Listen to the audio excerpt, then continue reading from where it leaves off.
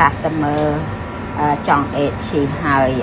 គេថាគេភ័យតាមណាបងប្អូនពួកគេមានកន្លែងឲ្យភ័យគាត់អត់ភ័យផងចេះដាក់ឲ្យទៅអានេះលុយយើងគេសុំឲ្យបងប្អូនខ្ញុំមិនដែលដាច់ចិត្តទេដាក់ឲ្យគេហើយទោះបីមិនដែលដាច់ចិត្តទេខ្ញុំដាក់ឲ្យញ៉ាំហើយបងប្អូនអើយបងដូងអ្នកឲ្យហ្មងថាដាក់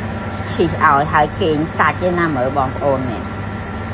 chicken ចិត្តអស់ហើយណាគេចង់បាន chicken មកនេះគេចង់បានតែការលិចសុំតាមមកពុតហ្នឹងដូចសោះថែបអត់សោះអីនេះគេមានហើយតែអ្នកខ្លះអត់ព្រមចូលទៅទិញក្នុងហ្នឹងឯង comment សុំ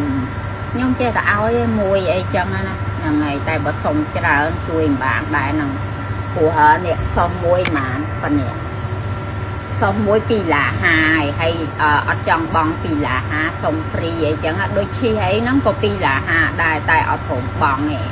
តែខ្ញុំចេះឲ្យបងប្អូនយើងលើកលែងបានយើងលើកលែងទៅដឹងតែថាគេឈិតយើងហើយប៉ុន្តែធ្វើមិនចេះតែឲ្យទៅបងប្អូនហ្នឹងហើយប៉ុន្តែតែសອບខ្ញុំទេសອບដតៃគេមិនធ្វើដូចខ្ញុំទេបងប្អូនមានណាគេអស់2ឡាទេ